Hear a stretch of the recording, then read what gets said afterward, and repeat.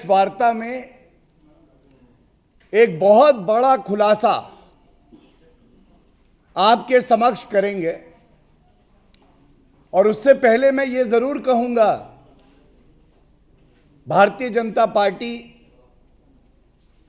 पिछले कुछ दिनों से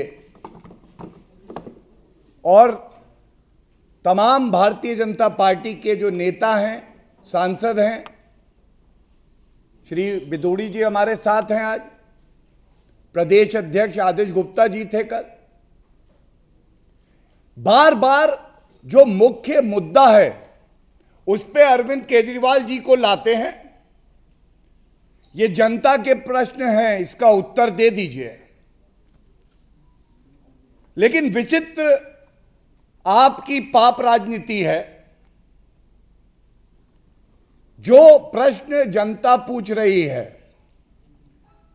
वो अरविंद केजरीवाल जी सुन पा रहे हैं, लेकिन क्योंकि निरुत्तर हैं, भ्रष्टाचार पकड़ा गया है, तो गोल पोस्ट के साथ भाग रहे हैं।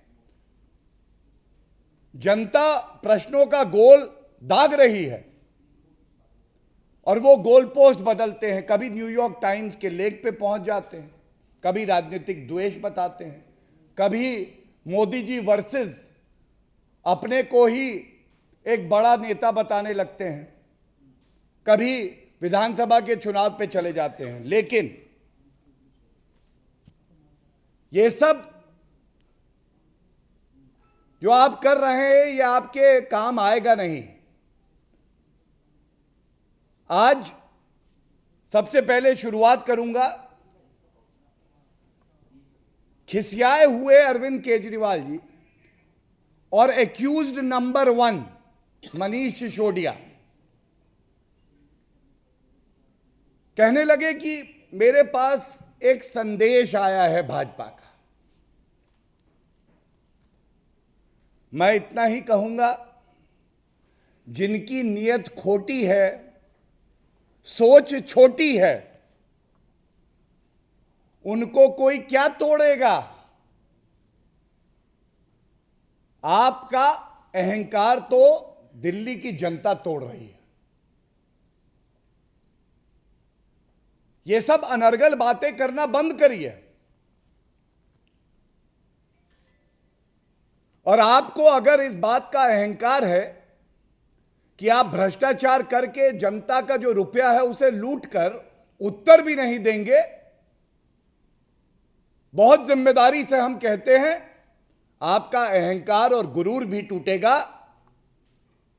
और यह सुनिश्चित किया जाएगा कि जनता का जो एक एक रुपया है उसकी वसूली हो। जो बड़ा खुलासा हम करेंगे, आप सब जानते हैं कि 24 घंटे की मोहलत कल दी गई थी कि अरविंद केजरीवाल जी, अगर आप ईमानदार हो, कट्टर ईमानदार हो, तो जो प्रश्न पूछ रहे हैं उसका उत्तर दे दीजिए। जनता से आप आंखें नहीं मिला पाएंगे, लेकिन कम से कम प्रश्नों के उत्तर तो दीजिए। 24 घंटे पूरे हो गए, उत्तर में आया एक ट्वीट में फिर वही अनर्गल बातें। तो इसलिए हमने सोचा कि जनता के जो सवाल हैं पुनः आपके समक्ष रखें और ये दिखाएं कि ये छोटे भ्रष्टाचारी नहीं हैं, ये कीर्तिमान बना रहे हैं भ्रष्टाचार का। आबकारी नीति कैसी हो, इसकी एक कमेटी का गठन हुआ है और आज की प्रेस वार्ता में प्रमुख बिंदु यही रहेगा, कितने बड़े भ्रष्टाचारी हैं अरविंद केजरीवाल जी और मनीष सिसोदिया। सिफारिश हो रही है क्या और नीति ला रहे हैं क्या। और चुनौती दे के कहता हूं, अगले 24 घंटे में जो प्रश्न उठा रहे हैं हम लोग, जनता को यह जानने का हक है ये जो आबकारी नीति आप सिफारिशों को अनदेखा करके लाए, लूट खसोट मचाने के लिए आपने ऐसा क्यों किया? तो आबकारी नीति कहती है, सिफारिश जो हुई, इस कमेटी में वरिष्ठ लोग सम्मिलित थे। पहले मैं बताऊंगा कि कमेटी की सिफारिश क्या थी। कमेटी ने कहा जो होलसेल का ठेका होगा L1, यह सरकार अपने पास रखे। और मैं पढ़ रहा हूं 1.1.1 एक वाक्य, और अरविंद केजरीवाल का झूठ भी पकड़ा जाएगा और भ्रष्टाचार भी उजागर हो जाएगा।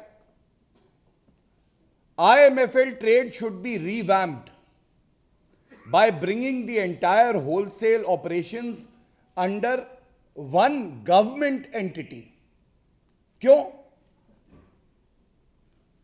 जब सरकार की संस्था के तत्वाधान में होगा, पारदर्शिता भी रहेगी, घोटाला भी नहीं होगा, कार्टेल भी नहीं बनेगा, और जो मुनाफा होगा वो मुनाफा राजकीय कोष में आएगा, जनता के लिए लगेगा। लेकिन किया क्या? सिफारिश ये, और जो नीति आई, सरकार में रहते हुए ये पहले मुख्यमंत्री और उप मुख्यमंत्री मनीष सिसोदिया है जिनको सरकारी संस्थाओं से ही नफरत है। इन्होंने ये जो बड़ा कारोबार था, एक बड़ा घोटाला करने के लिए निजी लोगों को दे दिया। सरकार निजी, सरकार में पैसा जनता के पास, निजी में वापसी होके अरविंद केजरीवाल जी की तिजोरी में। सर्वोच्च न्यायालय का कानून है, एक्साइज एक्ट है, GNCTD एक्ट है। आपने इतना बड़ा उल्लंघन किया। जो सिफारिश थी उसका विपरीत करते हुए कोई टेंडर नहीं, कोई पब्लिक नोटिस नहीं। सर्वोच्च न्यायालय कहता है कि जो संसाधन सरकार के होंगे उसमें सम्मिलित होने का अवसर हर नागरिक को देना होगा। The state largest has to be distributed in a manner which is most beneficial for the people of the country. Arvind Kejriwal ji, मुझे पता है आप ये प्रेस वार्ता देख रहे हैं, आप निरुत्तर हैं। जनता ये पूछ रही है आपने क्यों नहीं कोई पब्लिक नोटिस दिया? क्या ये वाजिब सवाल नहीं है? और सबसे बड़ी बात है, जो कमीशन था उसको बढ़ाकर 12% कर दिया गया निजी व्यक्ति को। क्यों? यह पॉलिसी का कागज है। मैं समझता हूं यह सिफारिश है, सरकार की संस्था निजी। आपने कोई पब्लिक नोटिस नहीं दिया, टेंडर नहीं निकाला, क्योंकि आप चाहते थे कुछ चुने हुए विशेष व्यक्ति जो कि आपकी तिजोरी भरे, उनको ही टेंडर दिया जाए। और सबसे बड़ी बात है, जब कमीशन 2% थी उसको 12% करा, तो ये जो राजस्व का नुकसान हुआ इसकी भरपाई कौन करेगा? कट्टर बेईमान सत्येंद्र जैन, मनीष सिसोदिया, अरविंद केजरीवाल जी, आप ये तो बता दीजिए।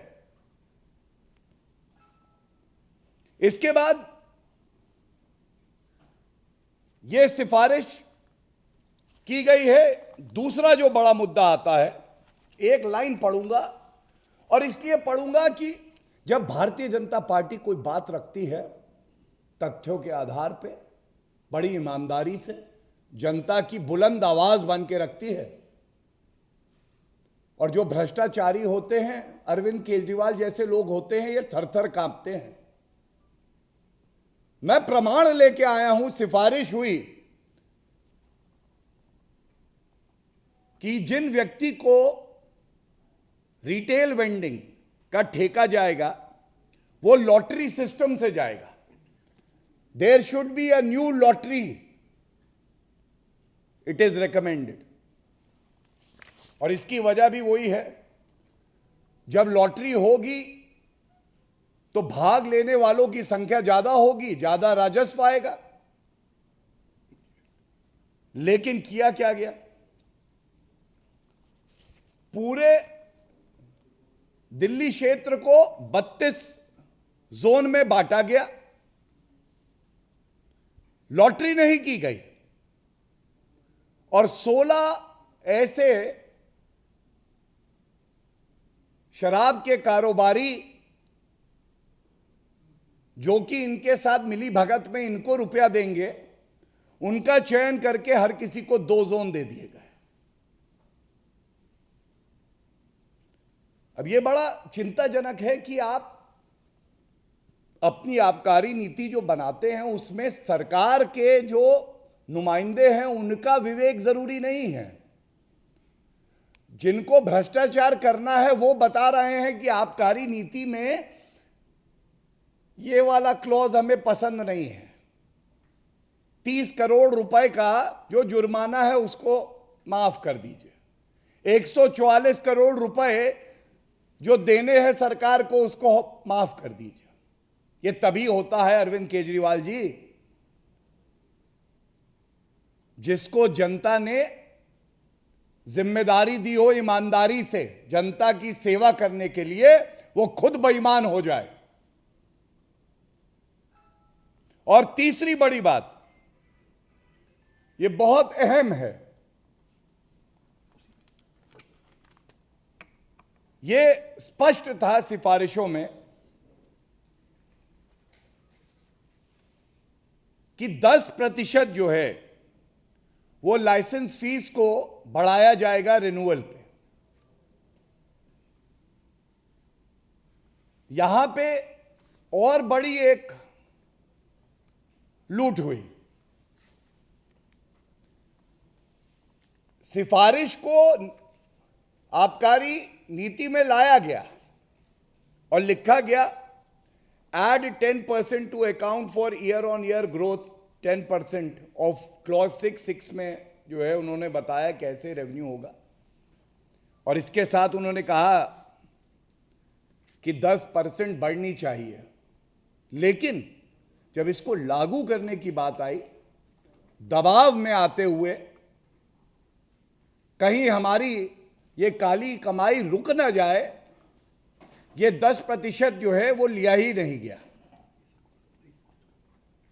इससे अनुमान है ये करीब 900 करोड़ रुपए का नुकसान राजस्व को हुआ है।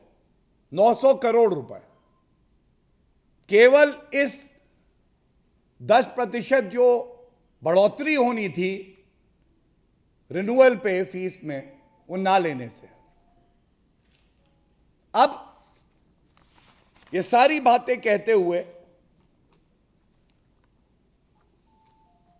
मैं इतना ही कहूंगा, जैसा हमने कल भी कहा था, मनीष सिसोदिया जी कह रहे हैं 1 करोड़ का जो नंबर है वो एफआईआर में लिखा है। 1 करोड़ हो या 900 करोड़ हो या 9000 करोड़ हो या इससे भी ज्यादा बढ़कर हो, ये तो विवेचना का विषय है। दूध का दूध और पानी का पानी हो जाएगा, सच्चाई सामने आएगी। और मनीष सिसोदिया जी, आप कहते हैं मैं झुकूंगा नहीं,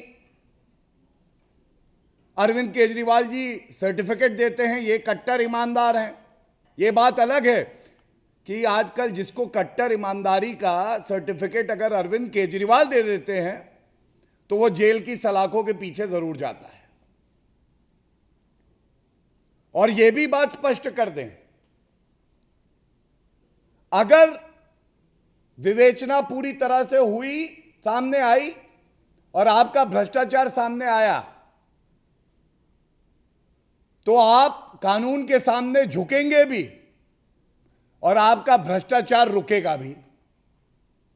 गलतफहमी में मत रहिएगा। कानून और जांच एजेंसी अपना काम करेंगी, पूरी तत्परता से कर रही हैं। मैं 24 घंटे पुनः भारतीय जनता पार्टी की तरफ से आपको देता हूं इस चुनौती के साथ कि अगर आप कट्टर ईमानदार हैं, जैसा आप अपने आप को प्रमाणित करते हैं,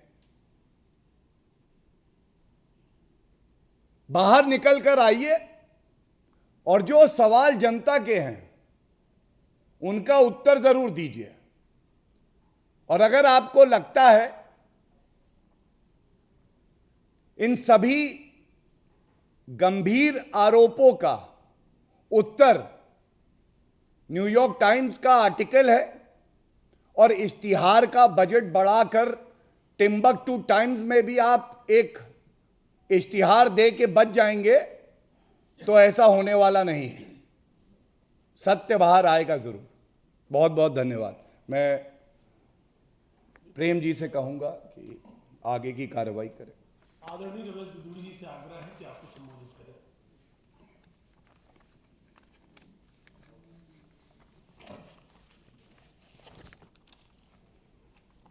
मैं सभी का स्वागत पुनः एक बार करते हुए, गौरव जी ने जैसे कहा है, केवल उन तथ्यों की तरफ ध्यान ले जाना चाहता हूं कि जिन तथ्यों के आधार पर वो बार बार चीज को डाइवर्ट करके और विषय से भटकाना चाहते हैं। गलत स्टेटमेंट देकर, गलत ट्वीट करने के बाद वो सोचते हैं कि दिल्ली वासियों का, देशवासियों का ध्यान डाइवर्ट हो जाएगा। क्या कह रहे होंगे वो लोग 80% जो कांग्रेस के भ्रष्टाचार से 2G स्पेक्ट्रम से लेकर कोयल घोटाले से लेकर देश को बर्बाद किया 10 साल में कांग्रेस ने, उससे त्रस्त होकर लोग इनके ऊपर विश्वास करके इनके साथ लगे थे। उनकी आत्मा रो रही है। उन्होंने सरदार भगत सिंह, राजगुरु सुखदेव जी की तरह प्रधानमंत्री नहीं बनना था। उन्होंने देश से दीमक की तरह चाटने वाले भ्रष्टाचारी कांग्रेस को हटाकर इनके ऊपर विश्वास करके इनको दिल्ली का मुख्यमंत्री बनाने की पहल दिल्ली के लोगों ने की थी। क्या उनकी आत्मा रो रही होगी अब कि जिनको इनकी तरह मुख्यमंत्री, मंत्री नहीं बनना था, सत्ता के लिए किसी स्तर तक भी जा सकते हैं, कभी सोचा नहीं होगा। वो आज लोग निश्चित रूप से इस बात को लेकर बहुत प्रताड़ित हो रहे होंगे कि विषय को बार बार, भ्रष्टाचार के नाम से आने वाला व्यक्ति विषय को बार बार इधर उधर करने के बाद अपने रफूगरों को सामने एक स्क्रिप्ट लिखकर और टेलीविजन के ऊपर रोज 2-3 रफूगर बैठ जाते हैं जो रफूगरी करनी शुरू कर देते हैं। कौन बीजेपी में आ रहा है, कौन बीजेपी से जा रहा है। अरे भाई, इधर उधर की बात ना करो। ये बताइए कि आपने जो कहा अभी गौरव जी ने, जैसे कि 1 करोड़ की बात हुई थी, कोई 8 करोड़ कह रहा है, 1100 करोड़ कह रहा है। आप उसमें प्राइमा फेसी पहले अभियुक्त है FIR के अंदर। 15 लोगों का लेन देन, आप 15 लोग और FIR में हैं। आपने जो ये अपनी जो कमेटी की रिपोर्ट आई थी, जो आपने लीकर पॉलिसी बनाई थी, उस पॉलिसी में यह भी विषय शामिल था जिसको आप खाने का प्रयास कर रहे हैं। ये क्यों नहीं हुआ? आपने कहा हम इंडिविजुअल लोगों को लॉटरी के सिस्टम से the only individual can apply for the licence. तो आपने कार्टेल और इन बड़े बड़े लोगों को, इन कंपनियों को, Bhagwati transport, Nova garment, pathway to HR solution, इन लोगों को जो देने का काम किया, तो आपने जो लोगों को कहा कि जो पब्लिक मुझे अपना रेफरेंडम देकर कहेगी मैं वो काम करूंगा। कमेटी ने रिपोर्ट दी। कमेटी की रिपोर्ट को धत्ता बताते हुए आपकी क्या रिश्तेदारी हो गई, पूछना चाहते हैं आपसे अरोड़ा बंधुओं से। क्या रिश्तेदारी हो गई आपकी विजय नायर जी से? क्या रिश्तेदारी हो गई आपकी अर्जुन पांडे जी से कि जिन लोगों के साथ ओबराय में बैठकर डिप्टी चीफ मिनिस्टर अपने दफ्तर में ना बुलाकर उनको नवाजा जा रहा था, ओबराय में डील की जा रही थी। 32 जो जोन थे, हर जोन के अंदर, हर जोन के देने वाले व्यक्ति को जो 2-2 जोन के कॉन्ट्रैक्ट दिए गए, उनसे सीधा 3-3 करोड़ रुपया आपने लिया नहीं लिया, यह बताइए क्या रिश्तेदारी थी उन जोन के 16 जोनों से। और उसके बाद जो दुकानदार थे, उन दुकानदार से, जो रिटेल के दुकानदार है, जब सीबीआई गहराई में जाएगी और पूछेगी, तो जो रिटेल के दुकानदार जिस जोन में अलग दुकानदार थे, क्या आपके मनीष सिसोदिया जी ने आपसे केजरीवाल साहब बात करके ये तय नहीं किया था कि हर दुकानदार 2.5 लाख रुपए महीने हमको देगा, इसलिए हमने उनका कमीशन 2% से बढ़ाकर 12% कर दिया गया है। वो दुकानदार भी सामने आएंगे जिन लोगों से आपने 2.5 लाख रुपए मंथली के लेने तय किए थे अपने अरोड़ा बंधु एंड कंपनी से इकट्ठे करवाने के बाद।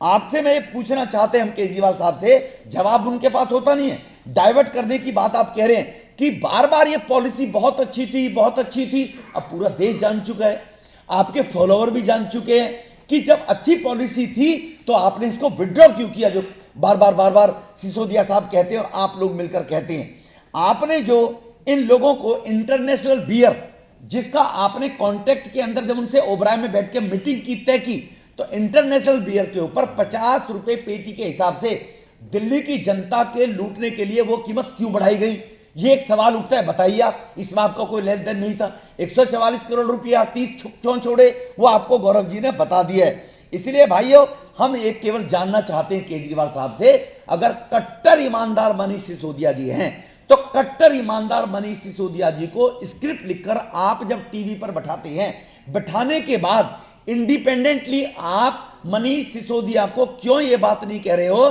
कि सतेंद्र जैन की तो बीवी ने कह दिया है कि केजरीवाल साहब अगर हमें मंत्रालय से हटा दिया गया तो सुन लो आप, यह भी एक जांच का विषय, केजरीवाल के फोन का चेक होना चाहिए कि उनकी बीवी ने धमकी दी कि सतेंद्र जैन को मंत्री अगर हटा दिया गया, सारा पैसा हवाला के माध्यम से आपके पास पहुंचा है मंत्री जी सतेंद्र को बनने के लिए, हम आपका नाम कोर्ट तक कर देंगे। अभी एक नई बात निकल कर आई है, गिड़गिड़ा रहे सिसोदिया जी के पैरों में कि सिसोदिया साहब मैं बाहर रहूंगा तो मना लूंगा, क्रेडिबिलिटी तो देश की मैंने जीते, तुम मेरी वजह से मंत्री हो। इसका भी जवाब दें कि क्या सिसोदिया को आपने एश्योर नहीं किया है और सिसोदिया ने आपको एश्योर नहीं किया है कि मैं भाजपा में, मुझे कॉल किया जा रहा है, बुला रहे हैं और मैं ईमानदार आदमी हूं।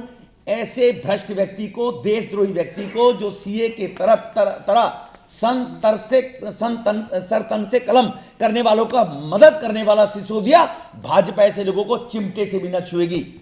भाजपा ऐसे लोगों को जो किसानों के रूप में यहां पर खालिस्तानी बॉर्डर पर आकर बैठ गए थे, उनकी समर्थन देकर उनके साथ चलेगी। भाजपा ऐसे लोगों को चिमटे से भी नहीं छुएगी। जो राष्ट्र विरोधी लोग होंगे, अपने केवल सत्ता पर बना रहने के लिए कितने भी गिर सकते हैं, यह भाजपा आपसे पूछना चाहती है। इधर उधर की बात ना करो, यह बताओ एक्साइज पॉलिसी में, तुम्हारी बनाई पॉलिसी में, यह आपने करोड़ों रुपए का जो घोटाला किया था और एफआईआर में कुछ नहीं है। अफसर बहुत बढ़िया थे, बहुत अच्छे थे। अरे भाई, अफसर तभी बढ़िया होते हैं, फल तभी बढ़िया होता है जब वृक्ष बढ़िया होता है। अगर उन अफसरों को चलाने वाला एडमिनिस्ट्रेटर मोदी साहब अच्छे हैं तो अफसर अच्छे हैं। आपकी तरह चीफ सेक्रेटरी के साथ मारपीट करके, उन अफसरों को दबाकर, ब्लैकमेल करके वो काम नहीं होता है। अफसर अपनी काम का ईमानदारी से निर्वाह कर रहे हैं। वो अफसर नहीं है कि आप जीवन में कभी कमिश्नर नहीं रहे इनकम टैक्स के, और आपने सबसे बड़ा झूठ बोला कि मैं इनकम टैक्स कमिश्नर था, मैं भ्रष्टाचारी होता तो करोड़ों लूट लेता। ये बताइए आप इनकम टैक्स कमिश्नर कौन से सन में थे? कितना बड़ा झूठ आपने धोखा लोगों को दिया है। अब ये झूठ आपके एक्सपोज हो रहे हैं। आप सब लोगों के माध्यम से हम ये बात जनता तक पहुंचाना चाहते हैं कि सब देशवासी केजरीवाल से पूछे, बात की बातें बाद में करेंगे, इधर उधर की बातें ना करो। ये बताओ एक्साइज पॉलिसी के अंदर क्या हुआ। बहुत बहुत धन्यवाद। आप लोगों के प्रश्न आमंत्रित हैं। गौरव जी, आप लोग बार बार हर रोज अरविंद केजरीवाल से एक्साइज पॉलिसी पर सवाल पूछते हैं। हर रोज उनके प्रवक्ता आते हैं, वो गुजरात की बात करते हैं, वो कहते हैं भ्रष्टाचारियों को बीजेपी ने अपनी पार्टी में लिया है। तो टू दी पॉइंट जो सवाल पूछे जा रहे हैं उसका जवाब नहीं आ रहा, तो आप कैसे ये पूरा का पूरा जो एलिगेशन है वो आप लोग साबित करेंगे, कैसे आगे कार्रवाई करेंगे? मैं तो आभार व्यक्त करूंगा, आप जैसा वरिष्ठ पत्रकार भी मान रहा है कि हम बार बार जनता की आवाज़ बन के सवाल पूछ रहे हैं और उधर से उत्तर नहीं आ रहा। और आपने कहा कि कैसे इंसाफ होगा, जनता को इंसाफ मिलेगा। भारतीय जनता पार्टी अपनी संवैधानिक जिम्मेदारी का निर्वाह करेगी और इस देश में न्यायालय हैं, विवेचना चल रही है, उस पर कोई टिप्पणी करना उचित नहीं है, इसीलिए मैं उस क्षेत्र में नहीं जा रहा। लेकिन कुछ बड़े प्रश्न जरूर उठते हैं। किसी लेख को दिखा देना आपके घोटाले का उत्तर नहीं हो सकता। उस घोटाले को छोटा बता के 1 करोड़ का कह देना एफआईआर में लिखा है उत्तर नहीं हो सकता। दूसरे विधानसभा के चुनाव आ रहे हैं, यह उत्तर नहीं हो सकता। और अरविंद केजरीवाल जी शीशे में खुद को देख के बड़ा नेता समझते हैं।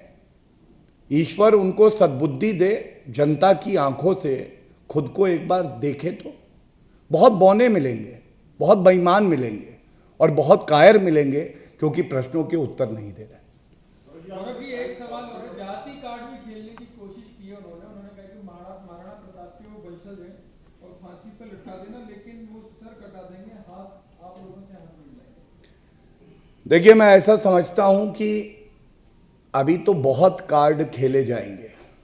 विक्टिम कार्ड भी है, बाकी कार्ड भी हैं, लेकिन ईमानदारी की नीयत से इसी मंच से बार बार ये सवाल पूछेंगे और जो सवाल सामने आएंगे जनता की आवाज बन के हम लोग पूछते रहेंगे। और जब भ्रष्टाचार होता है तो उससे प्रताड़ित हर व्यक्ति होता है।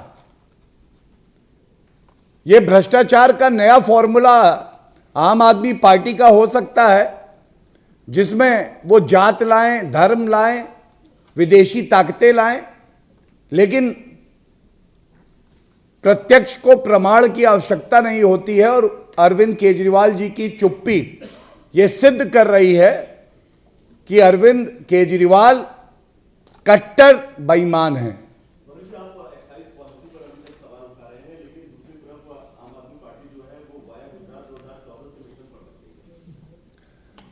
देखिए, जैसा मैंने कहा, आज का जो विषय है वो हमने पुरजोर तरीके से उठाया है और भारतीय जनता पार्टी में ये ताकत है, जब जनता के बीच में जाती है तो जनता का आशीर्वाद पाती है। अरविंद केजरीवाल जी की तरह गाली नहीं मिलती। चुनाव जो है लड़ेंगे, मजबूती से लड़ेंगे और जनता के आशीर्वाद से जीतेंगे भी। लेकिन जो आज सवाल है उसका उत्तर देते हैं। नीरज, बहुत बहुत धन्यवाद। एक नीरज जी का आरोप लगा रही है कि गुजरात और हिमाचल में चुनाव है, इस वजह से ये ईडी और ये सरकारी एजेंसियों का इस्तेमाल किया जा रहा है और ये देखिए, मैंने स्पष्ट किया अभी कि जो मुख्य बिंदु है वो अरविंद केजरीवाल जी का भ्रष्टाचार है और हम उसी पे रहेंगे। और ये राजनीतिक द्वेष की जो आप बात करते हैं, मैं पुनः कहूंगा, राजनीतिक द्वेष है। सत्येंद्र जैन 3 महीने से जेल में है, कट्टर ईमानदार थे। मनीष सिसोदिया के खिलाफ जांच चल रही है। राहुल गांधी, सोनिया गांधी, राजनीतिक द्वेष है लेकिन बेल पे बाहर है। पी चिदम्बरम, कार्ति चिदम्बरम, राजनीतिक द्वेष है लेकिन मामला रद्द नहीं हुआ। और तमाम ऐसे उदाहरण। ये कुछ नहीं है, ये केवल एक संकेत देता है कि अरविंद केजरीवाल के पास हमारे प्रश्नों के कोई उत्तर नहीं है और वो कट्टर बेईमान है। नहीं, उसमें गौरव जी मेरा निवेदन है, अगर वो इसको राजनीतिक द्वेष मानता है तो कह दे कि मनीष सिसोदिया कभी ओबराय नहीं गया। वो कह दे उसका अरोड़ा बंधुओं से, विजय नायर से कोई संबंध नहीं, को जानते ही नहीं है। वो डिनाई कर दे, प्रेस मीडिया में आकर कह दे हम तो जानते नहीं उनको, हम पे झूठे बीजेपी कह रही है और कभी भी हम ओबराय होटल नहीं गए, कभी भी हमारी 10 मीटिंग नहीं हुई। मना कर दे, वो कौन कह रहा है उनसे? क्या लग रहा है कि बस छापे के बाद भी मनीष सिसोदिया को गिरफ्तार हटाया नहीं गया मंत्रिमंडल से, तो क्या लगता है केजरीवाल को डर है कि उनका नाम आ जाएगा? 101% सब इनका मास्टरमाइंड तो केजरीवाल है। ग्रुप ऑफ मिनिस्टर्स बना था, उसमें पहली मीटिंग के अंदर केजरीवाल था, उस मिनट्स को बाहर किया गया। एक नया ग्रुप ऑफ मिनिस्टर बनाया जिसका हेड सिसोदिया को बनाया गया था। केजरीवाल जानबूझकर बाहर आया था और मालूम है ये सब कुकर्म केजरीवाल ने कह कराए कि चिंता मत करो, मैं आऊंगा, मैं हरीश चंद्र हूं, लोग मेरे को मान लेते हैं। आज तक तो इसके लोगों ने माना है कि ईमानदार आदमी है। तो इसीलिए 100% स्वतंत्र जैन भी इसलिए नहीं हटाए जा रहे और मनीष सिसोदिया से भी इसलिए नहीं मांगा जा रहा है। वरना वहां पर दीदी का भी एग्जाम्पल देख लेते एक बार लेकर, दीदी के पास हाथ मिलाने तो गए था, दीदी ने तो हटा दिया मंत्री को, तो ये क्यों नहीं हटा रही? One last question we are taking. Yeah.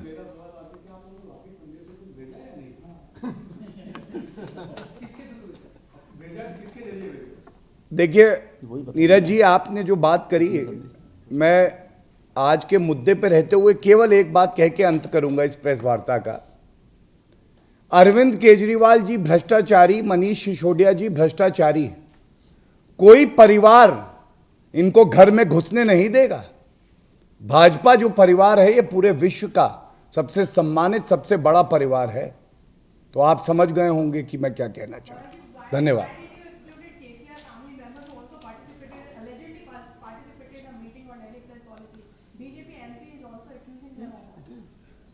First of all, with utmost respect to you, every dimension of the corruption and scam that has taken place is being investigated. There is a series of press conferences that are taking place from the BJP national headquarters as well as the Delhi state headquarters. And you are also aware every aspect has been covered best to our ability.